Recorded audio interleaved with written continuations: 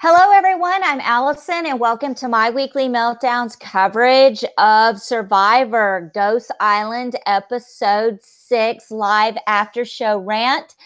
I just want to point out tonight that there was no Ghost Island in Ghost Island. Yeah, I was very sad about that. I didn't even notice. My whole theory about like it being two tribes and then the odd person out goes to Ghost Island was not indeed correct. So, oh well. I didn't even notice until the end. I was sitting here and I was like, wait a minute.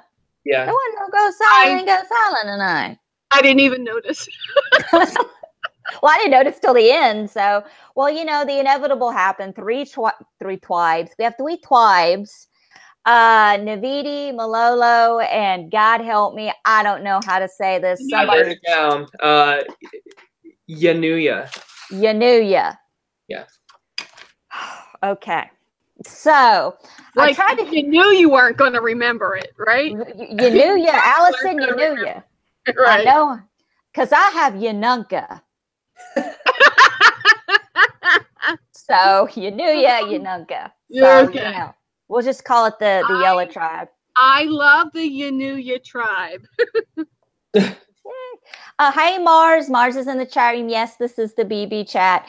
Oh, no. This is Survivor. Yes. Oh, I can't read. Well, we have the three tribes. We have Navidi, which is Dominic, Bradley, Donathan. I wrote Donathan twice. Dominic, Bradley, Donathan, Chelsea, and Eyebrows, a.k.a. Libby. And then we have Malolo, which had Kellen, James, Michael, Desiree, and Angela.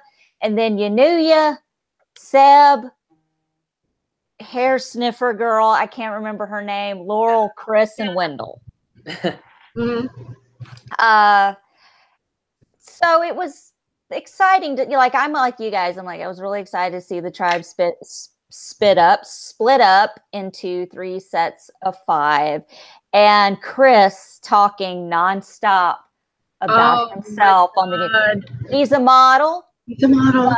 It's not beneficiarial for him to tell everyone. Dude, he's like talking like me, and that's not a good thing to make up words, especially if you don't want people to think you're dumb and self-absorbed model. I mean, that's very true. I think that the edit tonight is, well, like I said last time, like they're really setting up this whole, and I actually predicted this correctly, so 1 point to me. But I thought that like they're not going to be on the same tribe for the swap. Like they're really setting this beef up to really clash at the merge, and I think that this is where the editors have started making us want to root for Dominic's side over Chris's, because they really gave Chris like the dodo edit tonight. Even like Laurel had this perspective of like, he's really annoying me. Like I don't know why this is some like big revelation, some big secret, you know. So they're trying to set him up to feel like the fool. So I wouldn't be surprised if Chris is our merge boot. I got a little bit of a one-upper vibe from Chris tonight. Oh, Seb, you played beach volleyball? So did I. Right. I was the captain. I was the captain. I also play baseball. I'm in real estate. I do supermodeling, but only in New York, Chicago, France, and Italy, and everywhere. You know, I mean, I just little things. Right. Like, but I just thought that was really funny. And you have the new Malolo. James wastes no time spilling the tea to everyone as to what happened on his tribe and about Dom and Chris, which just seems like a lifetime ago. Yeah. Since Dom and Chris haven't really been together since episode 1 or 2. It's just right. Like, what happened again? And I was really surprised to see how quickly that information leaked out, and not only on Malolo but also on the VD too. Like we immediately after they're done talking about it on Malolo, they go over to the other camp, and guess what? They're talking about it too. It's really crazy how like all this like. This is such a bad look for both people involved, both Dominic and Chris, because all of these players are getting all this information about how they play the game, like the lies that they've been telling each other and stuff like that. It's just really proving that like neither of them can be trusted. And they've really like dug their own graves with each other, which is really. I think at this point they're going to have to work together because they have such huge targets on their back. They're going to need each other for meat shields. I think the damage is already done, honestly. Like I don't think that either of them can recover. And it's really interesting to me that like they've kind of done themselves in because of this beef. You know, it's really poetic almost. You know what I mean?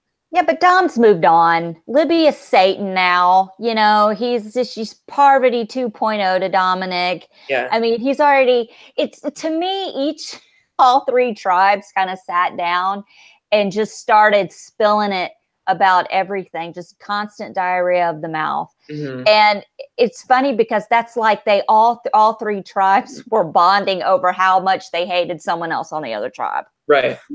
You know, I mean, and let's see, what did I have here? Oh, Brad and Dom were bonding. And, you know, Bradley thought that he was great at this game before. No, he thought he was fantastic.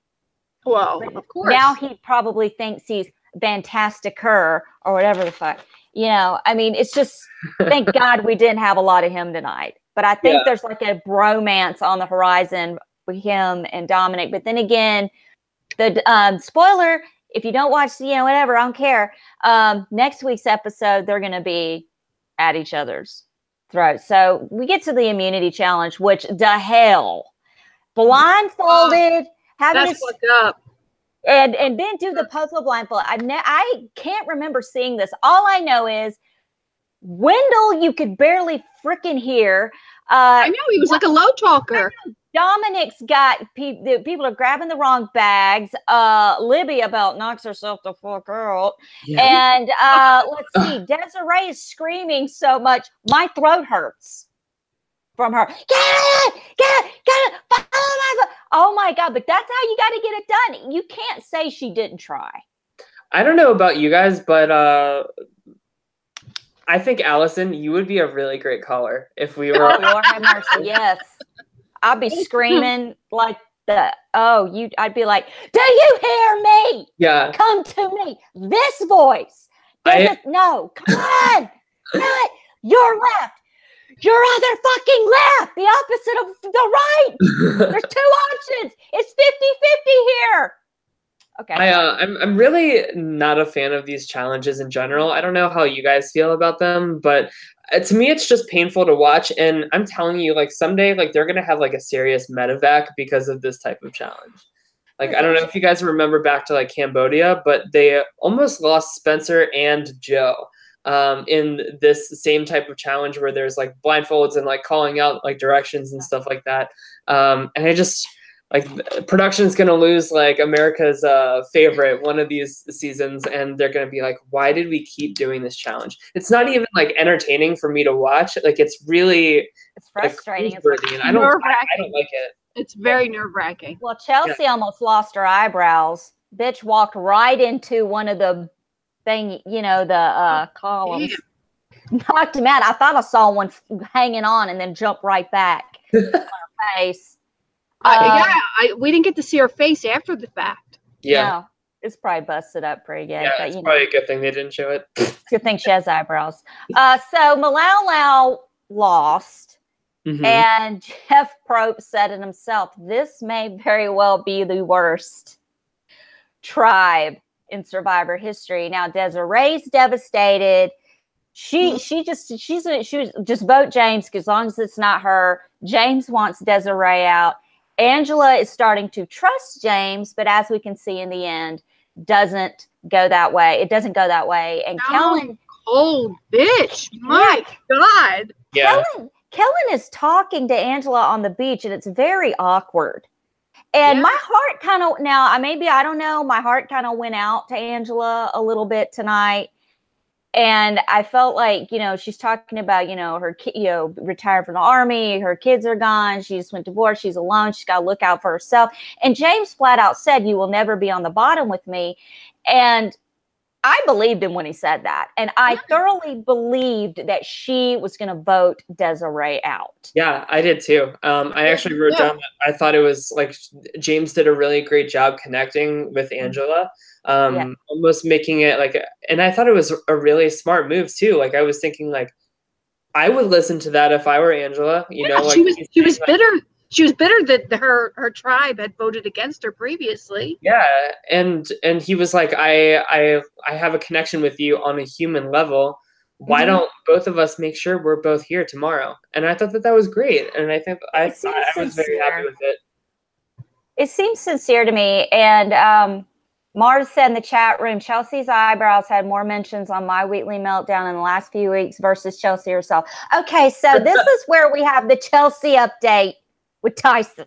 Okay, all right. What is the Chelsea update this week? Is so first I'm sitting, and now she's getting emotional over coffee. Yes. Like I know that crying has been a theme this entire season, but like now, like I really feel this theme now that we're crying over coffee. Like it's really hitting me like right in the heart.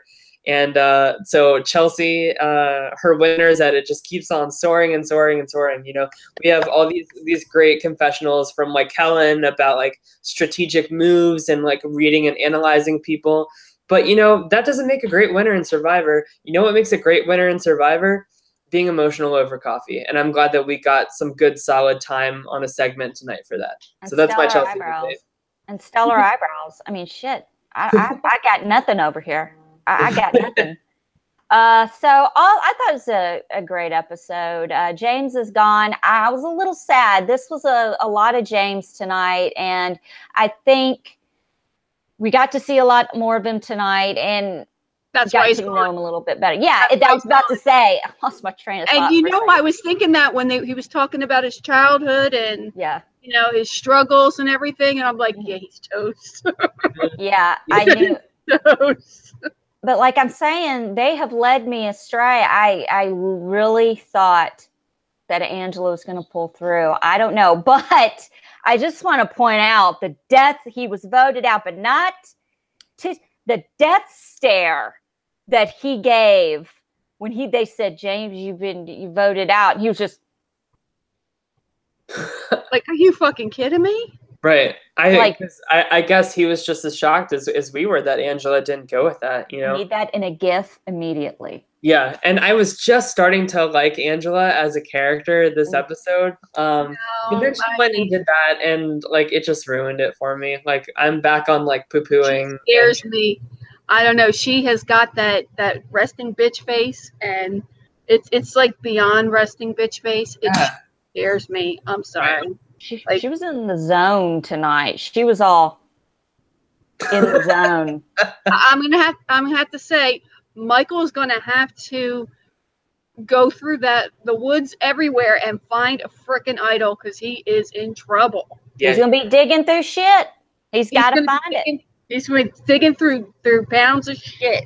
That's right. Merging at 13. I'm thinking they're gonna merge at like 11. 11, so there will be a 6-person jury. Well, I think if Malolo wait one more time, thinking about the jury shit. Yeah, I think if Malolo loses one more time, they're gonna have to merge. Yeah, definitely. And I think 13 is like a pretty safe number to merge at. I think. Yeah. I don't know. Well, did they have 3 last year? A final 3 last year? Yeah. Okay, so it just seems like this final 3 thing is just going to be the way it is now. I honestly, personally, I liked it better when it was just 2 people. How come? I don't know. I don't want to hear 3 people talking about because it's not 3 of the best players. It's 2 people and a goat every time. I don't want to hear a goat tell me all of the special fucking things they did. Goats eat grass. They carry shit. They don't do anything useful. I mean, right. It's really you're the Victoria from Big Brother. That's all you are. And I don't want to hear it. I lose interest. Now, unless I'm in the final 3, and we all know my ass is a goat. I will sit up there and tell you why I'm a goat, and you should vote for me because I'm a goat. Like, if you're a goat, get up there and say I'm a goat. Yeah. Don't pull a Ryan and try to own your goatness. Yeah. That's a good point, though. I didn't really think about that, but I guess you're right. Like every season, like that third place person really seems like they have like no chance in hell of getting like any votes. That person gets like 1 vote. Yeah. If at all. And it's like waste of time. I liked it when but I go back way old school. I liked it in season 1 when they announced it right then and there and they had to keep it secret. But now in this day and age, it's freaking impossible to keep it a secret, you know, fine. Yeah. At least they're not choppering in Jeff Probst anymore like they did in season 2 and making a big theatrical thing and have him getting off the, you know, and coming in his little outfit. And at least they can change clothes now. Remember when they used to make them wear the same clothes they were wearing at Tribal 3 months earlier? I always thought that was weird. Yeah, you don't even fit in those clothes anymore. You've gained all that weight back. But sorry. Right. Mars in the chat said 3 makes it tough when you have a strong 2-person alliance in the final 3 because you might split the votes. That's a very good point as well, though. I just haven't seen it like work out in that goat's favor that those votes are being split. So how many people are in the jury? 7? It's usually around 10, I think. Let me fact check that in the meantime. Man, I'm way off center tonight. Good Lord. Let's see. 1, 2, 3, 4, 5, 6, 7, 8. There was 9 last season. 9, okay. So there's no way it can be. It's never, you know, in danger of being a tie unless the goat gets a vote and then it's split 4-4. Yeah. And we still don't know like what that tie would be like in the final. I would assume that like that goat would then be like the final vote. Yeah. The final. That's the only thing that's fair to me. And I don't think that that's unfair because, you know, in final 2 days, the third place finisher did have a jury vote, you know. Mm-hmm. That's very true. So. But yeah, so what did you guys think about like this big segment about like Libby like not being trusted and her kind of being like a siren almost, like she can't be trusted because she's a beautiful woman? I feel like that came out of nowhere. No, left fucking field. Like I'm like, where did that? Who is she? Yeah, I didn't even know there was a lot of time spent on it too. Yeah, well, she was kind of a little devious the first time we saw her. When was that, Debbie? Because I can't freaking remember. When she had the Team Christ alliance with Morgan and she turned on her.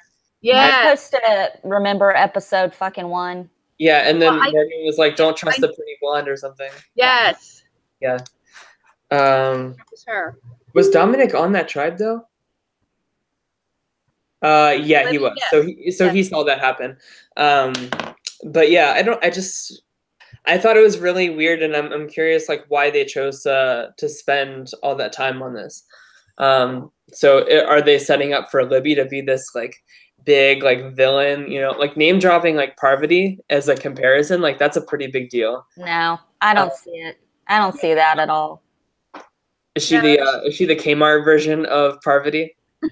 She's not even. Yeah, she's like she's the equate. You know. Dollar store. Yeah, it's not even equate. It's a dollar store. Yeah. The clearance bin. Oh my gosh. At the dollar store. Clearance bin. Yeah, dollar store clearance bin. We've all been in there. You've seen it. You know what's in there. What do you guys think about Libby so far? Do you think that she deserves like this kind of title? No. I don't know her. I don't know her. Who is she? I'm not attacking her as a person or anything. I'm just saying I don't know what she's done out there. You know, maybe they know more. But here's the thing. You know, her edit, she's got nothing. Yeah. I couldn't even remember her name. Like I only remembered her. Like I had like question mark next to her. I can't even remember sniffing hair girl's name. Jenna. Okay. Yeah. So, I mean, I like have to nickname these people to remember who they are. I know, it's sad. There's some of them that are like so like insignificant in the game. They've done nothing. I would have rather listened to Seb and Chris talk, you know, compare dick sizes than listen to Dominic talk about frickin' Libby, who Yeah. I don't even and like I said, I'm not attacking her. I just don't know who she is or whatever, and that's not her fault. I mean, that's the edit, you know. Yeah, I really think that, like, imagine how much more we would get if, like, these episodes were an hour and a half each week. Lord. You know, because then we wouldn't have these questions. Yeah, I don't know. The edit just seems a little different to me this year. Am I crazy? Like the fact that Michael voted out James tonight, and the last we saw before Tribal, we thought that Angela was on board with James and stuff like that. So everyone wrote down James's name except James, obviously. Yeah. Why did Michael do that? Yeah. I think, like, there were probably some conversations had where Michael knew that Angela wasn't flipping, and so to kind of ingratiate himself with them, he voted with the majority, because he knows that next episode, if he goes to Tribal, like, he's totally fucked. So he better find himself an idol. Yeah, or I don't know, but or just use that, like, pretty boy charm or something like that. But he's definitely in trouble next week, and I think that's a good move to kind of jump ship and kind of make yourself be known as like a team player for them. Mm-hmm. Another thing that I noticed about this episode, they normally, no Ghost Island and Ghost Island, and it didn't open with them coming back from Tribal Council. Yeah. Very different tonight. It was interesting. Yeah, that's true. Well, I guess they had to introduce the new tribes, and you can figure out who's on what tribe. Yeah, I guess it's almost kind of irrelevant to show that, like, back at Tribal when, like, it's just being mixed up, like, the next day.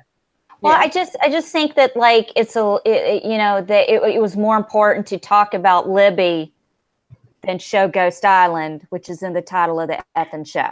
Yeah. Mars in the chat said Michael was trying to avoid the Veronica Big Brother Canada situation. Oh, Lord have mercy. I love that comparison. Perfect. I almost want to go on a tangent about Big Brother Canada right now. I know, right? Like, I really want to, but we'll save that for Saturday. By the way, Tyler, did you watch the House meeting? Yes, I did. I need someone to send me a link to that. I think if you just YouTube it, I'm sure you can find it. Okay. But yeah, Veronica, whew, that is a ship that is sinking super fast. Did anybody do, like, a click on every time she said the word fuck? Like, we need a clicker counter for every time she dropped the word fuck during that meeting. Did you actually hear it? I guess you did hear it. Duh. Well, yeah, it was on the feeds. Yeah. It was on the feeds. I swear. So yeah, someone needs to rewatch that and count every time she says the word fuck. Yeah. Mars brought up, or is she like Brandy Glanville in Big Brother Celebrity? Is who like big? Who are we talking about? Michael. Oh. Yeah. All I know is Brandy Glanville is on Reality Stars Marriage Boot Camp right now on WeTV, and it's freaking phenomenal. Okay, I'm gonna go off topic real quick. Okay? Yeah, but who's she married to? It's okay. Here's the thing. It's not like anybody, like, there's only like maybe a couple. It's Reality Stars, like, relationship boot camp, but it came from Marriage Boot Camp that used to be on VH1. Here's the thing. They had to do a trust exercise where they dressed up in these padded clothes and attacked dogs. They were attacked by attack dogs. You know how you dress up and the dogs attack you? Mm-hmm. Dude, she got impaled by 2 dogs. It knocked her freaking helmet off. That's crazy. Hair weaves flying everywhere. It was amazing. And I'm telling you, I love Brandy Glanville now. I got to go back and find the show she came from. This bitch is insane. I love it. I can't get enough of it.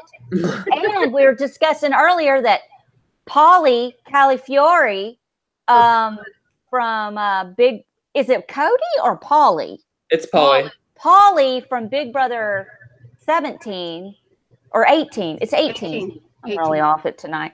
He's on the going to be on the MTV show X on the Beach. Oh God! Holy shit! I'm so excited. Like, don't Don't go in a pool or a hot tub with Paulie Calafiore. I'm just saying, he pees in the hot tub. He pees in it. Anyway, so let's just go. I love how Chelsea is becoming a meme for you. We need like a meme for Chelsea and her eyebrows, because I'm just jealous. I'm jealous of the eyebrows. I'm not hating on her. She's got great eyebrows. If she were ever come on a show, I would say, bitch, what do you do to those eyebrows? Yeah. I need to know. Sorry, go ahead. No, go ahead, please. Get back on topic. So another thing I wanted to talk about also, like we kind of brushed on this, but what did you guys think about Kellen's edit tonight? I like the whole head plus heart equals guts. I don't know. That was kind of neat. I like that. Yeah. Makes sense. I'm using that in life now. Yeah. I was a little cautious of her because I thought that she was being really vocal during Tribal, trying to campaign for Desiree to not be voted out and for Angela to stay with like the original like tribe unity. But my question was, why wasn't Desiree being the one to be pushy? Like, why is Kellen making that pitch instead when Desiree's butt is on the line? See, here's the thing. I didn't like Kellen's whole approach to Angela, because it was basically, we screwed you over before, but you have to stay with us now because we were from the same tribe, even though we screwed you over. Exactly. And Desiree just didn't do any campaigning, didn't do anything, laid back, and was basically like, as long as it's not me. Right. Look, she tried during the challenge. She was screaming and yelling just like I would. I would be going insane. I'd have no voice left. Yeah. And, you know, I felt bad for her for crying and felt she was devastated. She felt like she let the tribe down. I don't think she did. I think she did what she could with what she had to deal with.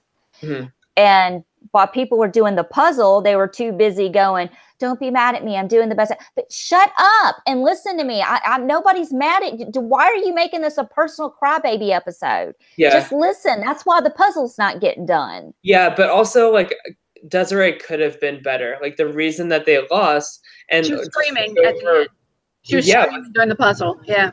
Exactly. I mean, look over at Wendell. Like he even forgot some of his puzzle pieces, and like that was a total waste of time on their team's part to have to go for him to run back and get that third bag of puzzle pieces. But because of his better communication skills, and A+ job for Wendell for being able to do that, I think that's a sign of a really great player too.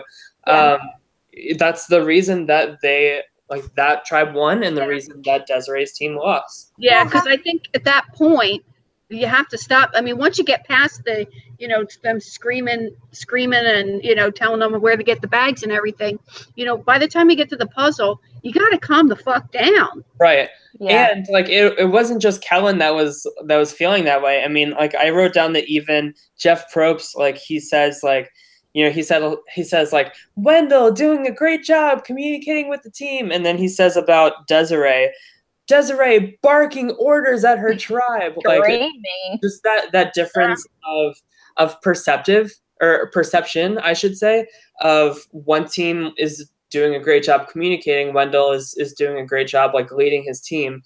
And Jeff is literally saying like they're both really doing the same thing. They're both trying to lead their tribe to victory, but how even like Jeff Probst as a host who's not like living with them, his perception of Desiree in that moment is that instead she's barking orders. I don't think that that's a good sign for Desiree's game at all. The fact that like, that's her perception.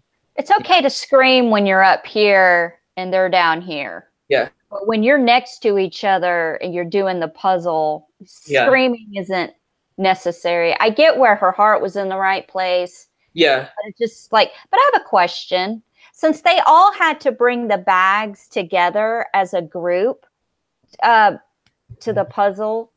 Yeah, why was it okay for Wendell to go get the bag? That bothered me. I thought that they all had to go back together. Why? I mean, I'm just saying, like, why is it okay for him to just go back and get it? Yeah. I had the same. I don't have a good answer for that. That's a good question. Tyler, you're better than this. You should have an answer. Well, my first thought is like, I feel like that's that really would be a forfeit. And maybe that like wasn't a scenario that production thought of when they made this challenge. So they didn't think to tell them in the rules at that time, like once they're like at the mat, like Wendell can run back over or something. You know what I mean? Yeah. He was holding the bag. He forgot the bag. Yeah. So it was his bag that he forgot. Well, maybe that's why. So I think it was just like a moment of whoopsie, we forgot to think about this scenario in production's eyes. My question is, if Malolo was thinking about voting out one of the guys, why did they not vote out Michael? What was the point? Because they wanted to vote out a strong player. Why did they vote out Michael over James? I think that because they also in this episode, James really had this narrative of like not being able to connect socially, like with the exception of Angela, of course. But I think that they just like even Michael, like in his own alliance with James, Michael was like, yeah, like we don't really have too much in common, and like we voted against each other on the second vote or something like that. So I just think that like James just has kind of an issue of connecting with people. Which just kind of goes against what he was talking about he's good at. Yeah, but I think that I think it's different because connecting with somebody like in a genuine way to get people to like you and stuff like that is different than James being shown to connect with somebody for strategic reasons like Angela. Right.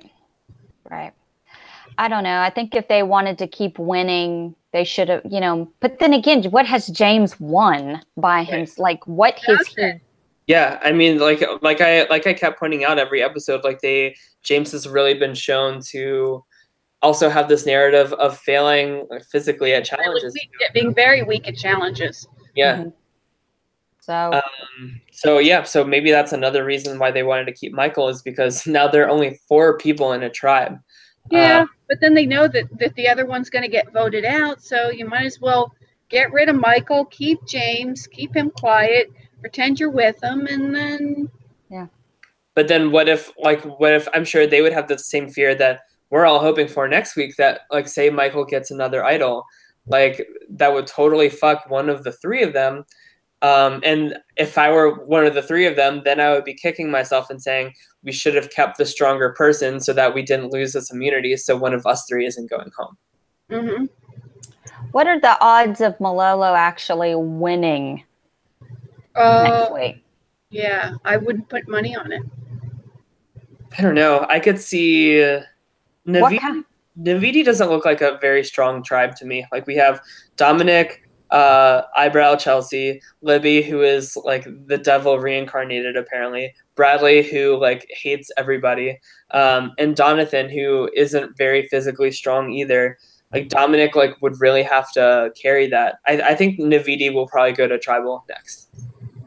Yeah, because there's 3 tribes. I mean, they do have a chance of coming in second. So there's always that possibility. Yeah. What kind of immunity challenge would it have to be for Malolo to win, do you think? I'm thinking maybe a strength challenge, like the ones where they have to stand still and not like put arms up. They wouldn't have that yet. I think it will come down to a puzzle. Like I think it'll be a really close finish, but I think like Kellen, in my opinion, is the best puzzle solver on this season, and I think that she'll really come through for her tribe and totally like blow away the puzzle. Because like they even showed in the preview that like Navidi isn't going to be working very well together next episode, so I really could see like I think they showed like everybody being like Bradley is so annoying, like he has such a bad attitude, so I could really see him or Libby going next episode. Yeah, but if they're concentrating on how much Bradley sucks, then he's not going anywhere. I don't trust these edits. Yeah, that's true. They have thrown us for a loop. Expect the unexpected. Yeah, it's like they're using like the Big Brother mantra and actually putting it to use on Survivor. Yeah, anytime they make you to start to like somebody, they're gone. They're gone. Yeah. So. But what else did I say? Oh, Angela is another divorcee on this season. We learned that tonight too. So I know. Right. I'm very shocked. Angela is a very loving person, seemingly. Sarcasm. Yeah, so I guess Ghost Island is the season of failed marriages. That's my opinion. Because I feel like everybody is like divorced. It's really ironic. This is like the third person that has brought this up, that they are a divorcee. What did Mars just say? Bradley's head is shaped a bit like Beavis and Butthead's. Deleting, I don't want to leave mean trails on the net. It's not mean. Or he does kind of look like a Butthead. Yeah. Not Beavis. Well, maybe a brunette Beavis. I don't know. Beavis. Did you ever see Beavis and Butthead, Tyler? No, I was a little too young, I think. I think you were swimming around in your daddy's crotch when that show was on. Probably. I don't think you were around yet. I know what it looks like, but I don't really know anything about it. Yeah. Oh, Mars deleted that message. Maybe I shouldn't have read it. Well, nobody thinks anything bad about you, Mars. Don't worry about it. You're like the only one in the chat tonight, so you can say whatever you want. Yeah. That's true. We have 11 people watching right now. That's pretty good. I think that's all right. Probably watching. Hey, Maria. Hey. If you're out there, please comment. We want to hear your input, your questions. Yeah. That's why we're here. So who do you guys think is going next? Who did I say last week? I can't even remember who I said last week. I wrote it down, but I threw away the paper yesterday. So either Libby or Michael. Who do you think? Either Libby or Michael. Yeah. I'm gonna say Bradley. You're gonna say Bradley? Oh, I like that. Yeah. I'm gonna say, just for fun, God, Chris or Chelsea. Okay. Can I say two? It's my check. Say what I want. Chris or Chelsea. Three if you want. Yeah, but not Wendell, because Wendell's not Wendell. He's my person. He's my winner. For a long time. Here's how I kind of am projecting like the rest of this to pan out. So I think that Bradley is going to go next. And then that brings us to 13. I think they're going to merge, and then we're really going to take out some heavy hitters. So I think Chris will go, and then Dominic will go. And then probably like Sebastian and Jenna after that, because I think their romance is going to like blossom a little bit more and being seen as a threat, which really opens the door for Laurel and Jonathan and I don't know, like even Wendell. I think that those three are really going to kind of fly under the radar. They're all the likable ones, though. Yeah, absolutely. Like I really think that we're being led to believe that like we should be rooting for them, almost in like an underdog type of situation. Yeah. So after like the heavy hitters and then the showmans, I think like Chelsea and Libby will go maybe as like the double boot episode that they usually do, just because they've been like kind of boring so far. And then our robbed goddesses that get cut at the end, I could see like Michael and Kellen being those people taken out right at the end. And then that leaves like a final three of Laurel, Wendell, and Jonathan. That would be amazing. So you think Wendell, Laurel, and Jonathan will be a final three? Yeah. Who's the GOAT in that makeup? Jonathan. You think Jonathan's the GOAT? Well, Laurel is a beast. Yes. Yeah, Wendell, I'm gonna agree with that. I think Jonathan would be the GOAT there. Yeah. I think it would be pretty Y'all, I can't talk tonight. I don't know. It's my sinuses. Girl, stick your tongue out. We need to check you for a stroke. Here's the thing. Smile. Oh, listen, y'all. Smile. My boyfriend has the freaking flu, like the coughing up a lung flu. Oh, jeez. It is insane. I mean, it's crazy. That's why I've been so quiet last year. I mean, my mom and this is just crazy. I think it would be freaking awesome to have Wendell and Laurel in the final two. We've never had that before. Two African American. That would be freaking awesome. I would love that.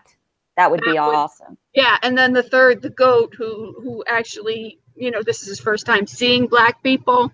That would be amazing. That would be great. I love it. I would be very, very happy with that because if you watch Survivor and Big Brother, people of color always end up getting voted out early. Yeah. It's very frustrating to see that. Yeah. It's good to have those kind of role models. Yeah. It's good to have that out there. The positive. It's very good. I'm all for that kind of positive representation and stuff like that. Yeah. Anyway, Mars in the chat room says no one will be the GOAT. They all will have their points on why they deserve to win. Okay, Mars, you and I are going to have a tiff because I'm telling you, the GOAT always has reasons for why they're there, and they're all bullshit. Yeah. Is there a ghost in your house, or is the cat coming out of the bathroom? Because I just saw the bathroom door move. Finley is in the bathroom. Finley was also over here behind the computer, and there was a shadow on the door, and it looked really weird. But no, don't get me. I'm a little touched when it comes to spirits. So that's a whole other vlog. But I'm just saying, there's no spirits in this house. And there he goes again. He's all over the. Oh, here he comes. You hears his name. Hold on. Good Lord. He filled in for you Saturday, Oh, I know. I saw that. He did a good job.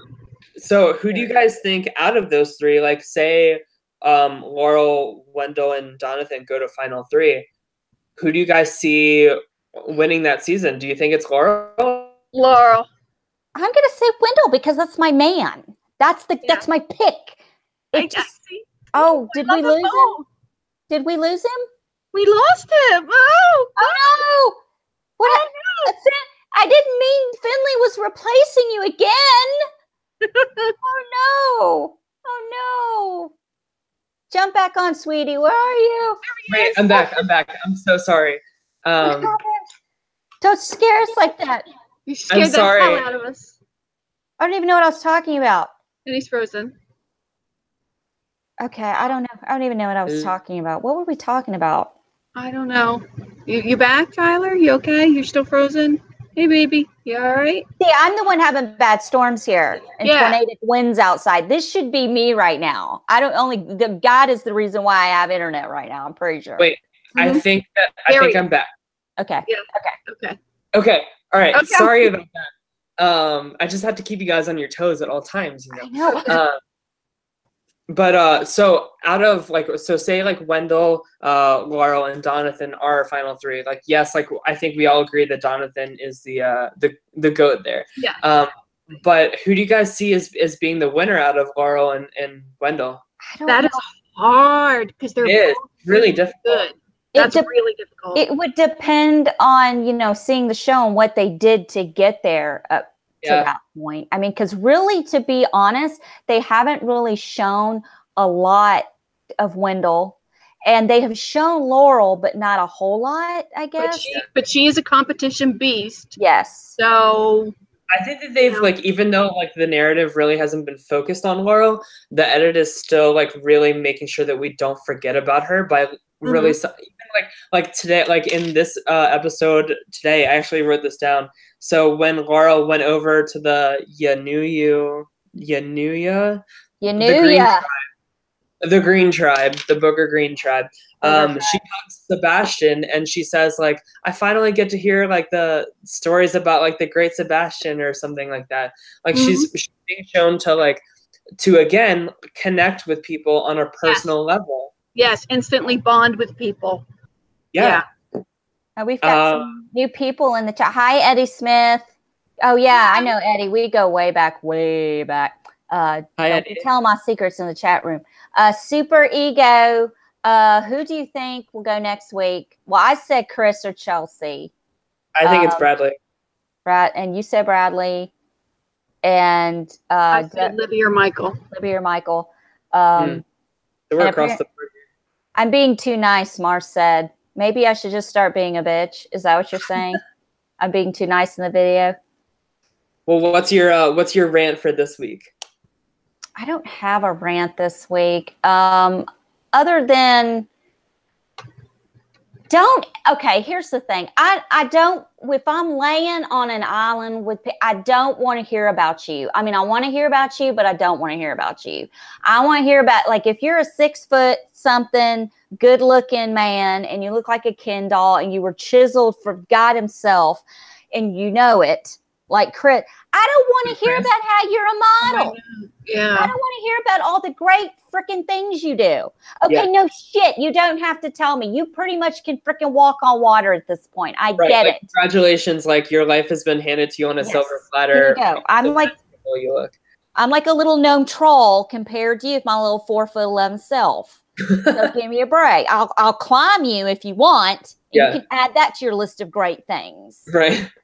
But especially when someone's such a big threat, you have to try to make yourself look as small as possible. You don't brag about yourself and talk about how physical you are and how great you are and all these things that you want. You don't talk about that shit. Yeah. I mean, talk about the other person. Get to know that other person. I mean, if this is his way of bonding with people, you know, I can't see him ever having a meaningful relationship because it's all about him. I mean, they showed the immediate reaction of Laurel being like, "Oh, this is so stupid. This is so ridiculous." I mean, it's like, do it. If you're bored to death, don't talk about do what normal people do. Talk about the freaking weather. Right. Oh my God, it's so hot here. But then again, that would be annoying too. If I'm on a beach and I'm sweating ball sack I don't even have, then don't sit there and talk to me about freaking hot. I don't want to hear about the weather. I don't want to hear about your modeling days. I don't want to hear about food. I don't want to hear about water. I want to hear about nothing. Stop talking and get in the water and catch some goddamn fish. Go get some fish. Wait, one thing I just thought about, we do know when the merge is coming because of the legacy advantage. Remember, it's being played at 13 or 6. See, I forgot about the legacy. Like, why is it? That's like a thing still? Yeah. Who has it? Dominic has that and an idol still, correct? Yeah. Okay. Yeah. So they're gonna have one more vote and then they're gonna merge. So not next week, but the week after that is our merge episode. Okay, so that's good. Usually around the merge episode, we get a 2-hour. I would love that. Gosh, I would love to see like a 2-hour episode to see, because I still think like it's really interesting this season and I think Big Brother Canada 6 is kind of the same way right now too, which is great. We're seeing these really fluid changing dynamics and alliances every week.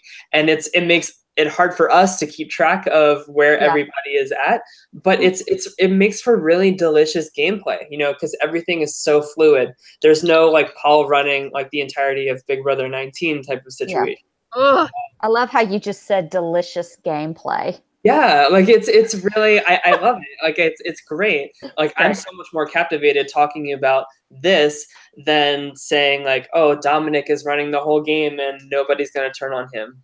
For instance. I like Dominic. I'm sorry. I don't care. I just want to see this guy flipping out, running around, digging in poo. I want to see it all. I want to see him and Chris back on the same tribe so they can just run around and badmouth each other. Right. I just love it. It's so catty. It's so girly, petty, drama action. I love it. I love it when men act like petty little high school girls. That's like my favorite thing on the planet. When guys start acting like this, is hilarious. Right. Because they just talk about each other. That's what they did. They went to 2 separate freaking islands. It's still talking about each other. Yeah.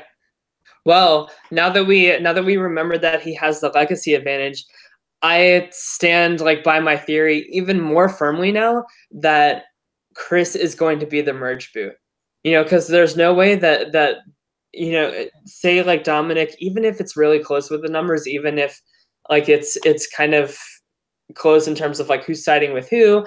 If I were Dominic, I would absolutely play this legacy advantage at 13, especially because he has an idol. So even if he gets down to 6, he can still use that. What is it again? Exactly. See, I can't even remember. What is the legacy? What is it again that he's got? Remember in Game Changers, Sierra Dawn Thomas, she like totally fucked herself over by telling Officer Sarah that she had this legacy advantage. Oh, Yeah. God. So And stupid. That was so Yeah. good.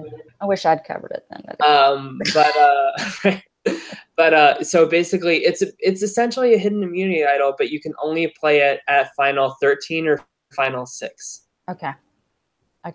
So he's going to be like, Dominic's not going anywhere anytime soon. Yeah. So Chris is going to be on the losing side of this. Like, I would be willing to like bet money on this, like, especially after the Dodo edit that we got tonight. I love it. Pretty boy Chris is toast.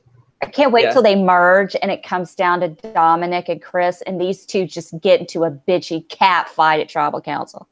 Yeah, and then like there will be like a confessional of Dominic being like, well, he can do whatever he wants because I had the legacy advantage, so we'll see what happens tonight. Love it. See, I liked Joe. You remember Joe from last year, the Game Changers? See, that guy tripped me out, digging in the dirt and hiding in it, and just like that. Just I love guys like, I don't know what it is about guys like that make me like. It's just, I love it. They go to the extreme. Which Joe are we talking about? The ball-headed guy. Joe Mina. Yeah. Yeah. Do you like it from a TV perspective or like a gameplay perspective? Oh, TV. Just TV. Yeah. It was good TV. Like horrible choices in the end, but I mean, his gameplay. But yeah.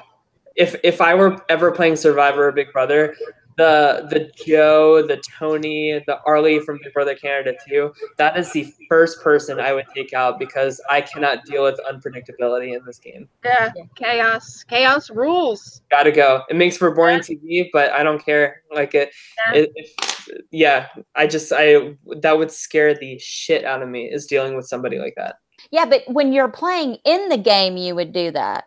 But when you're outside of it and you're watching, that's the shit that I want to see. Right, exactly. I love it. I would be the chaos person, but I would be the stealthy chaos person. Yep. Stealth. Okay. Be a butterfly.